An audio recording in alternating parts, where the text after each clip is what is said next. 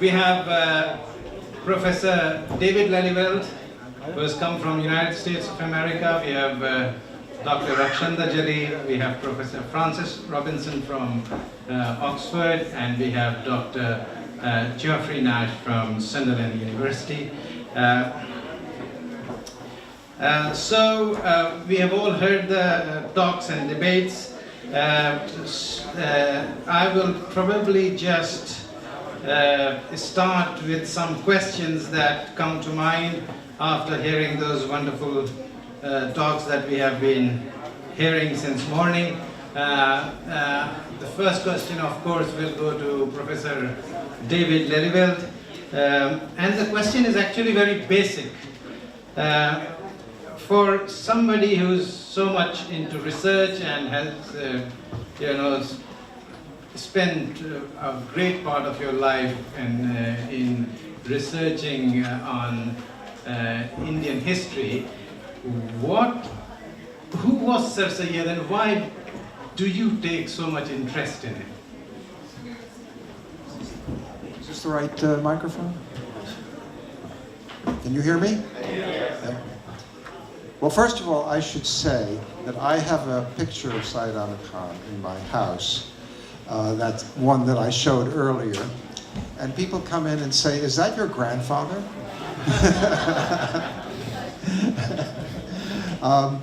But I guess that's not the reason. I think what is of interest of Syed Ahmad Khan is that he lived through a period of time and engaged with it so actively, a period of change. And he was so alert to it. He changed his mind about numerous things. He adjusted, as Professor Robinson has said, pragmatically to them. He struggled with ethical issues, and he wrote about it all the time, and spoke about it, and created institutions. There's so much. If I want to take up a topic, usually for some conference or panel, I reach into my Sir Syed barrel and I find something to say about him, because he has something interesting to say. He becomes a point of entree into the larger historical questions, and that's why I don't see myself writing a biography of Syed Ahmad Khan in that sense, but I see because I have problems about biography as a concept, but I see using him as a point of entree into a series of questions about particularly the colonial situation, but also the rise of industrialism, the rise of the new technologies of the 19th century. There is much to say through his life and through his work and through his associations. Thank you very much. And can I ask the audience, there is a hum going on. Can outside be made silent, please? Right, can I take the same question to Dr. Rakhshanda Jalil? I think we will have questions starting from one person and we'll just take some comments. Right, we'll. So, why are you interested in Syed Ahmad? Or are you interested in Syed Ahmad? I am indeed interested in Sir Syed, but Hilal Sahab, I think I have an inherited interest in Sir Syed, in the sense that I was born in Aligarh. I was born to a family where people had studied in Aligarh or had worked in Aligarh. So Sir Syed and the whole Aligarh school and the whole idea of Aligarh was all around me. And when I passed out from college and so on, and I was teaching at Delhi University, it occurred to me that I'm mehroom, in a word, bereft, because I have not studied in Aligarh. I did go to the Lady Fatima school where you went, but that was for pre-nursery or something, and then my family moved to Delhi. But so when I was working and teaching in Delhi, it seemed to me that I was mehroom because I had not worked there, I had not studied there. So I left my job and went to Aligarh. Of course, it's another story that I was completely miserable and I came back, dashing back to Delhi, but that's another matter. In families like mine, and the girls who were talking earlier on, I think they've left now, They're here, okay. So in families like ours, where parents from both sides have been to Aligarh, so they talk about it. It's like, what shall I say, it's King Arthur and his court, you know. It's Camelot, the shining days of Aligarh. And those of us who have not been there feel that, you know, we are losing out, we're missing out on something. And then when we try and go there to capture some part of it, again, something is missing inevitably, you know. So in my case, it was just an inherited interest. And then it kind of went along very well with my other work when I began to work on the progressives and the Taraqi Pasand Tehreek. Again, I had to go back to Aligarh, to the Aligarh of the 30s. I had to go back to Rashid Jahan, Sheikh Abdullah, and so on. But that was a kind of a revisiting of an interest that was there, of things that were talked about, because zikr hota tha har waqt. Yeah, I think very much resonant of what the two girls who were not educated at Aligarh were saying. Exactly, that's what it. And you, of course, you come from a family. You come from Surur Saab's family. Ali Ahmad Surur. I was born on One Shibri Road. So those of you who remember that house. An icon of literature there. Yeah. So of course you could not escape Aligarh, and that's what you're saying, Professor Ravindra. You said some very interesting things in your summing up as well, and that shows. And of course, we have read so many articles from you on Urdu culture, Firangi Mahal, and Aligarh. So, what interests you in Aligarh? Well, I have to say that unlike David, Aligarh has not been the focus of my attention, nor has Sir Syed.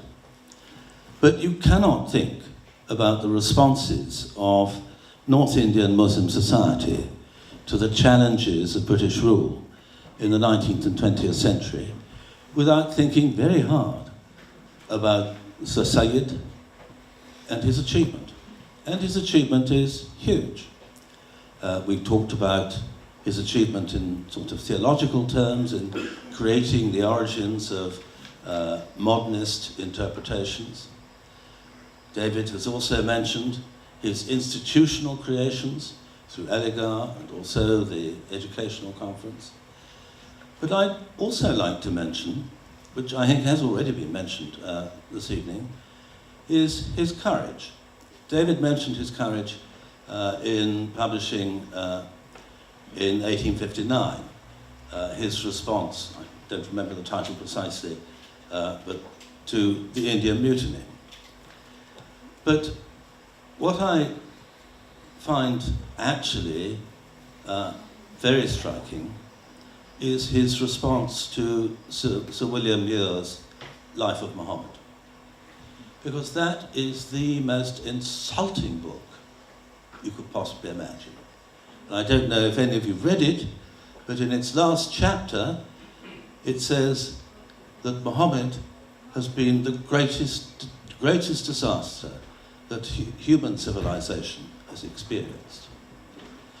Now, one has to remember that that's in the context of the Indian Mutiny, the uprising and rebellion, and that Sir Syed himself was much mixed up in that, and so was William Muir. But Sir Syed then sells quite a lot of his property in order to go to England and in order to refute William Muir's Life of the Prophet, and does so pretty soundly. And I regard that as probably underplayed as one of his great achievements, but I regard it as a great achievement both of courage and of scholarship. So there are three reasons, there are many others, for admiring this man, but his courage and also his determination. Absolutely tremendous. Thank you very much. Thank you. Can I take the same question to Dr. Nash? Why are you interested in Syed Ahmad? Well, in this distinguished company, I am very much a student. I am not somebody who can read or anything.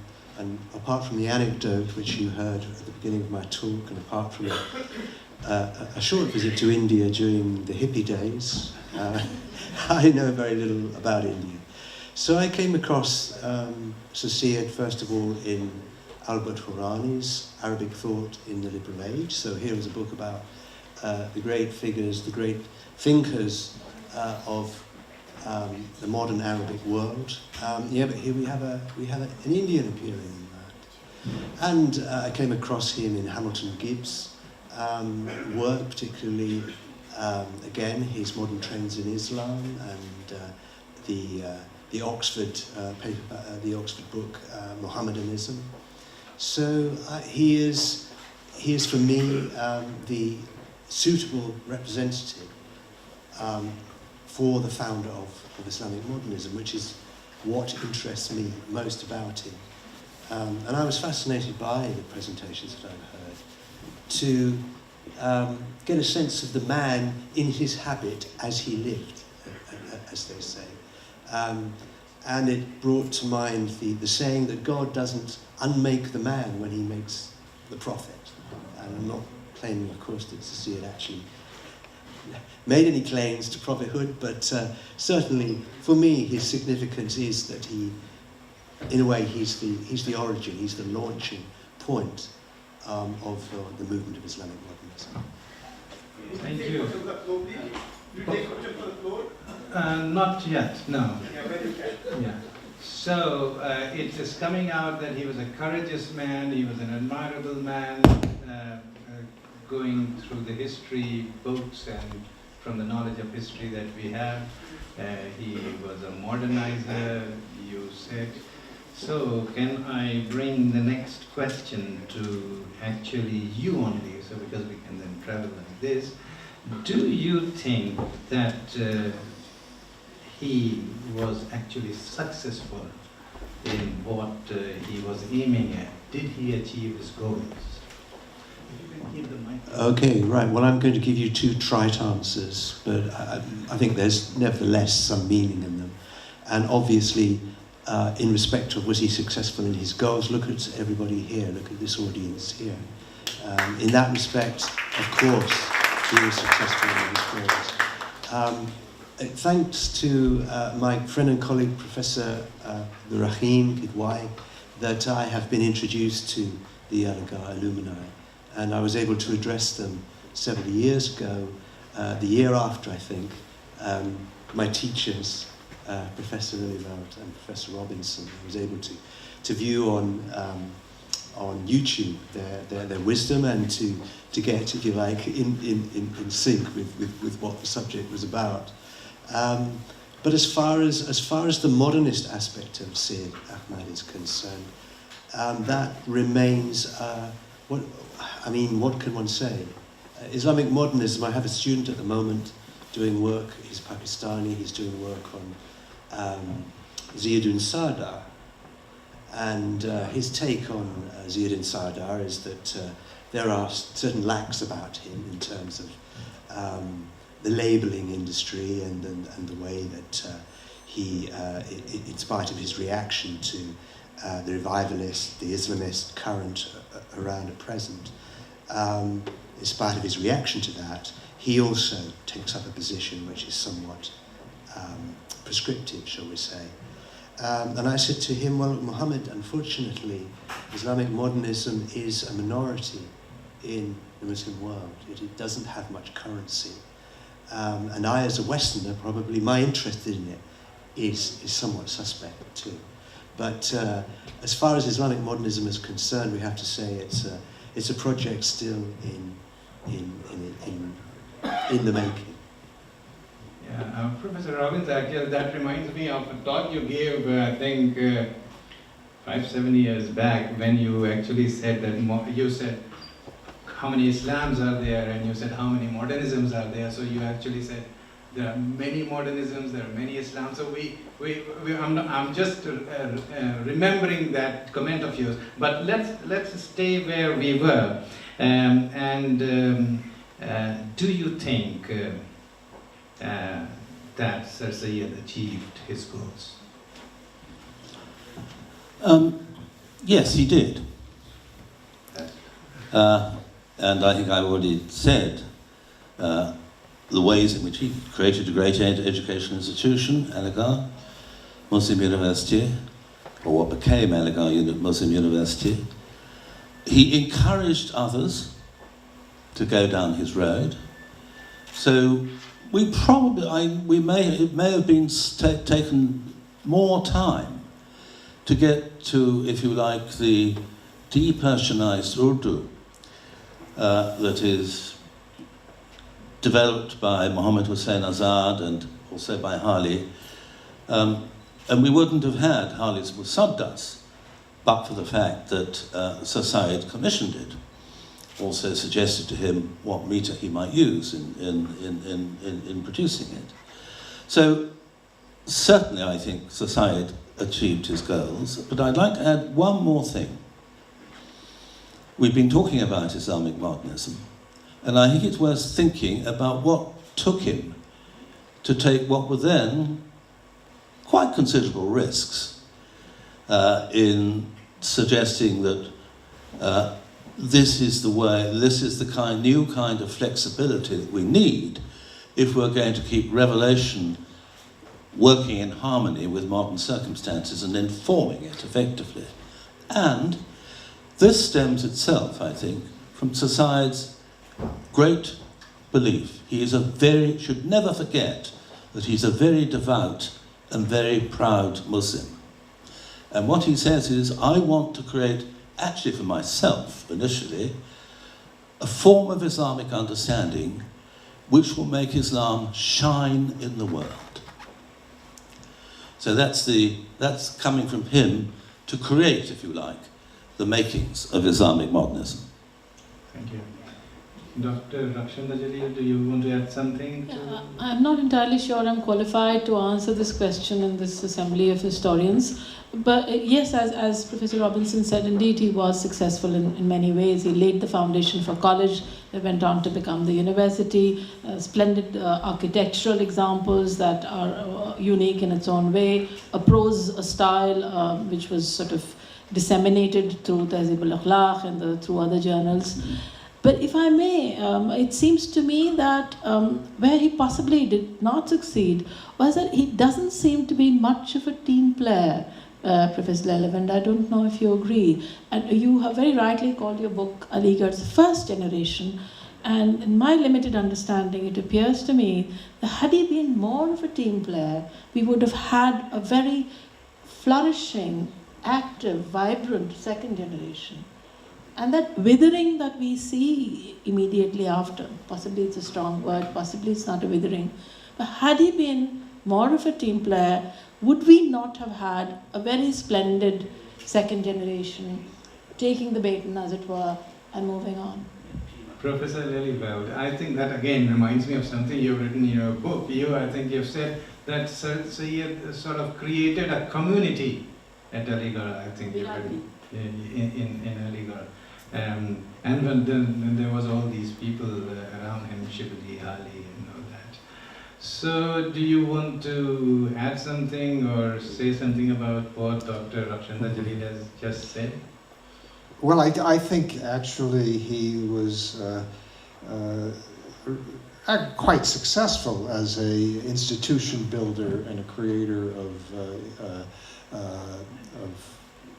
people who made institutions work under the circumstances of his time. So he was the founder of the Scientific Society, and if you look at his correspondence, he's constantly connecting out to wide groups of people in far from places and arguing them, but also encouraging them. Mumtaz Ali, who we were talking about, he started corresponding him when Mumtaz Ali was 18 years old, and the young man was up in Lahore. Right. And so he was recruiting people. I give him credit for that. But to answer your larger question, certainly he thought that he did not succeed. In the last years of his life, he was deeply bitter. One often meets people like that. People of my generation of the 60s in the United States, people of the Nehruvian generation in India, things did not work out the way one had hoped. Syed Ahmad Khan was a bit like that. Insofar as his project was to create a change in the attitude of Muslims. You have to remember, nothing of his religious beliefs was taught at the Aligarh College. He had to swear that he would keep as far away from that as possible. He wrote his texts and basically only got negative responses from people. He got some positive responses, but the larger project of his, what I would say, recovering the Mutazilite approach to Islam and making that translate into the present, I would, rather than using the term modernization, the rationalist approach to Islam didn't go very far in his lifetime or afterwards. So it's hard to think of too many. I mean, you can look to Iqbal, and you could say that Iqbal carries some measure in Iqbal. That's a complicated story itself, but some measure of Sir Syed's project. But there hasn't been a great deal in that intellectual tradition. There's more of that sort of thing in perhaps in the Middle East.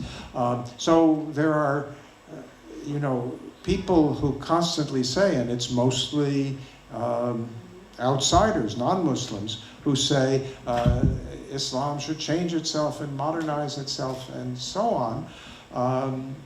I could say I'm not the one to tell anybody what they should be doing, but I do think that within the rich intellectual tradition of Islam, there is a possibility of carrying forward Syed Ahmed Khan's work. We'll come to that in a minute. And Professor Robinson wants to... Yes, I just wanted to comment on the second generation issue.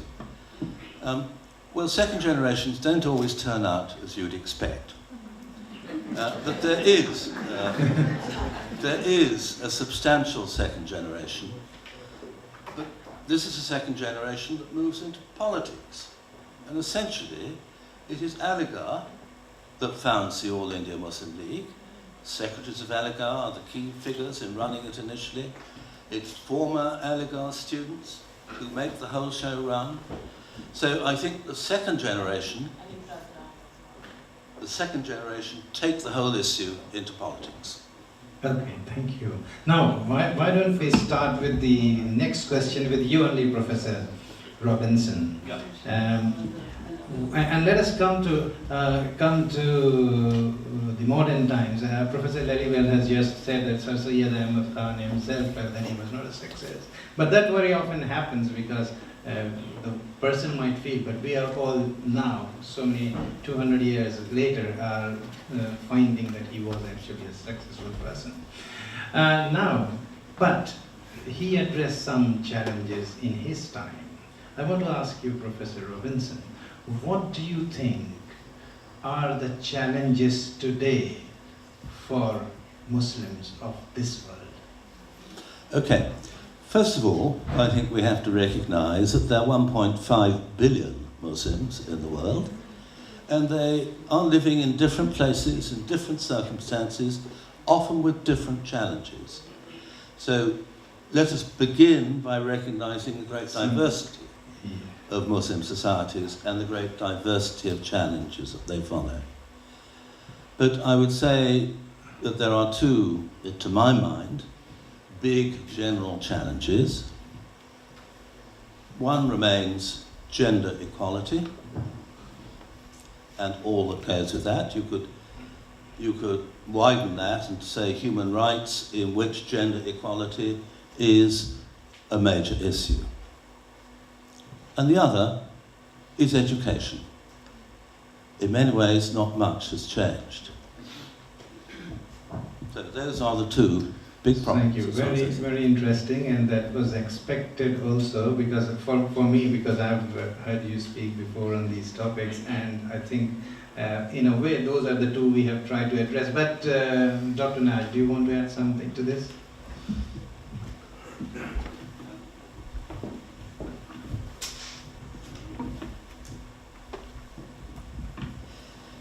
Yes, I think just to echo what Professor Robinson has just said, I have this quote here from the Tahdhib al-Atlaq of 1870. If culturally we are degraded, Islam is degraded. When our forefathers achieved distinction on the scale of civilization, Islam radiated with glory. Today we are backward and the underdogs. Everyone tramples us underfoot. And obviously there has been a reaction to that. That is no longer the case. There has been a reaction to that. And we understand that the reaction has come perhaps in a form that Sir Syed might not have fully embraced, but the reaction has come, and it's understandable that it has taken the form that it has done. But one hopes that that is only a stage, if you like, and again that sounds quite trite, but one hopes that is only a stage. And then the other thing is exactly what Professor Robinson has said, education. The main challenges are substantially what they were in Sir Syed's time, which is what Professor Robinson's already said. I think whatever the political exigencies and orientations of the time, Muslims want once again to stand in the vanguard of civilization, contributing in the sciences and arts and participating in government. We need to see Muslims impacting in these areas at the highest level, bringing with them the vision of Tawheed, as well as the skills and knowledge that these pursuits demand. Thank you. Yeah. I think we have to just move fast. We are just getting a bit short of time. Dr. Rakhshanda Jalil, from within, being a progressive Muslim woman, what do you think are the challenges for the Muslim community in the present time? Well, Taaleem, as both gentlemen here have said, education remains a challenge, and 125 odd years after Sir Syed's death, we've sort of not really fulfilled that agenda as adequately as we would have, we ought to have had. And commissions and reports and census and other figures keep telling us. The Sachet Commission report told us, and so many others reports, both governmental and otherwise, keep telling us that the educational status of Muslim continues to languish. So I think if there is one single area where the Muslims as a community need to really rise, that is clearly education. We've never been a mercantile community like, for example, the Gujaratis or others. So really it is either service class, or it is private enterprise, or it is big or small things that people do. And for that, some education, some skills are required. Yeah, but yes, education of course is very, it's the root of everything. But you see, what Professor Robinson said was another big challenge is gender equality. Now, if you are treating half of your population differently, of course your economic status and your education level, everything will be 50% of the communities which are treating others equally. I don't wish to trivialize this issue, which is a very serious issue, but we have somebody like Qawm ke Rehnuma, such as Sir Syed, saying it is perfectly all right for women to play Hunt Kuliya on Fridays. It's okay, and that is the sort of education that is fine. Then somewhere something is missing, obviously. Okay. Professor Jalil. Well, I don't disagree with what's said, but I go back to you quoting Professor Robinson, I gather, the many Islams, and I think of the challenge for Muslims who live as minorities in larger social formations, such as Britain, such as France, such as the United States, but also India, that their condition is significantly different. You have to think of it differently from the condition of predominantly Muslim societies. And that is in some respects relatively new in the sweep of Islamic history. We now have also the condition which is not from within but from without, that Muslims and Islam have come to occupy the space that was once occupied by the communists. That is, they are the other. They are the enemy. They are the reason for maintaining large military establishments in the United States and Britain and so on. So that a man can be elected president of the United States, admittedly by a minority, on the platform of keeping Muslims out of the country. And that happens in Austria, it happened just now, and so on. That is a challenge of education of the non-Muslims.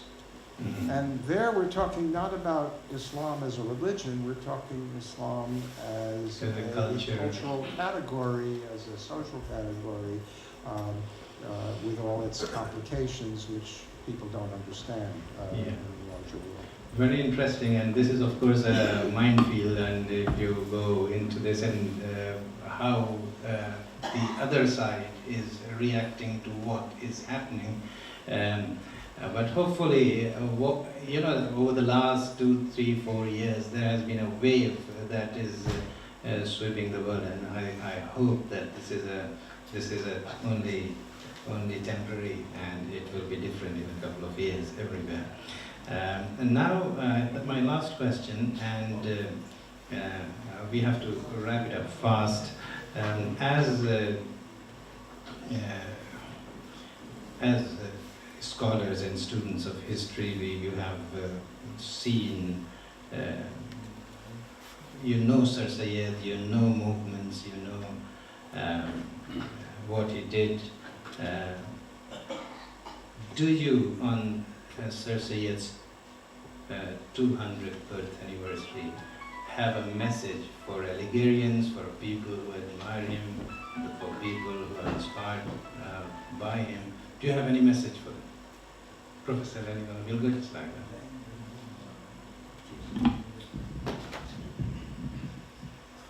Oh dear. It's true you warned us, but I didn't come prepared to answer that, But that's the beauty that of question. What I would say is for people who really care about the issues that we have been discussing within the world of Muslim society and Muslims in relations to other people, there ought to be some serious effort to study them both in the past and in the present, instead of relying on cliches. And you mentioned, or somebody mentioned, the event at Aligarh 3 days ago, which you can now see on YouTube. I confess I didn't watch the whole thing. But it was one cliche after another. And quite aside from Reality. the factual basis of it, it just didn't show a real engagement with the serious issues. And there have been efforts. There used to be a journal, I haven't seen it for a while, maybe it exists, but that Dr. Sayedin edited, called Islam or Asr al-Jadid. And it still exists. Anyway, they were... Anyway, at one time there was serious intellectual engagement, and maybe it continues and I'm just not aware of it, but with those kinds of issues. There are other people out, but they're often in the West writing in English or French or German, and not in languages that reach the wider population. So there has to be some really serious engagement with the complexities. These are not easy questions, and you can't rely with a few slogans. So your message is that there has to be serious intellectual engagement, and it's the modern Muslims who should get involved in this. Thank you. Dr. Jalil, any message? Aligarh was especially fortunate to have had a tarana, which is so full of meaning, not just full of the ghan garaj, but full of meaning. The message that comes out from the tarana जो अब्र यहाँ से उठा है वो सारे जहाँ पे बरसेगा बरसेगा बरसेगा, और वो अब्र हमें यहाँ नज़र आ रहा है. So Aligarh has produced its doctors and engineers, its teachers, its academics, but this intellectual engagement that Professor Lelyveld is talking about, indeed there was a lacuna there, that the kind of intellectual engagement that Aligarh should have had with the Qawm, with the Mulk, that somehow passed it by, despite the pronouncements. In the first convocation right after 47, Dr. Zakir Hussain rather grandly is proclaiming that what Aligarh thinks today, the country thinks tomorrow. Alas, it is not so. And it is time we understood this. कोई हर्ज नहीं है rhetoric के पीछे की सच्चाई पे नज़र डालने में. और मेरे ख़्याल से हम सब की, मैं उसमें अपने आप को शामिल करती हूँ क्योंकि मेरी पैदाइश अलीगढ़ की है, हम सब एलिगेरियंस की शायद सबसे बड़ी कमज़ोरी ये है कि चाहे वो जलसे वगैरह हों, चाहे कॉन्वोकेशंस हों, चाहे और तकरीबें हों, रेटरिक और बॉम्बास्ट के पीछे की सच्चाई को भी देखने की ज़रूरत है. तो वो जो अब्र यहाँ से उठना था, जिसको इंगेज भी करना था, शायद वो engagement कम रही है. So actually similar theme coming out, that more of rhetoric, less of real intellectual engagement, which has been seen before. Yes. Okay, very briefly, how can Sir Syed inspire people in the present? I think first of all, remember his vision for his society. Remember too, his desire to use all his energies to serve that vision, and that meant a very considerable devotion of his time and energy to social service. Thirdly, remember his courage and determination in pursuing that vision, and never forget that he was a devout Muslim who was hugely proud of Islam. He did what he did in part, as I said earlier on, to make the face of Islam shine in the world. Thank you very much. So thank you, that resonates. So remember his vision, remember his courage, and know how he did things and how things can be done. Dr. Nash, anything to add to that? It's very difficult to follow that, isn't it? And I think all I can say is keep it going. You know, keep the movement alive. And other than that, follow. Keep the movement alive. So it looks that some of the debates that Sir Syed Ahmad Khan initiated are still alive. And 200 years after his birth, Sir Syed Ahmad Khan continues to be stimulating. And it is clear that the movement that he initiated in India has no geographical boundaries. And the movement has made some difference. And I will end with this. रोशन कहीं बाहर के इम्कान हुए तो हैं, गुलशन में चाक चंद गरीबां हुए तो हैं, उनमें लहू जला हो हमारा कि जानो दिल, महफिल में कुछ चराग फरोज़ां हुए तो. Thank you, ladies and gentlemen.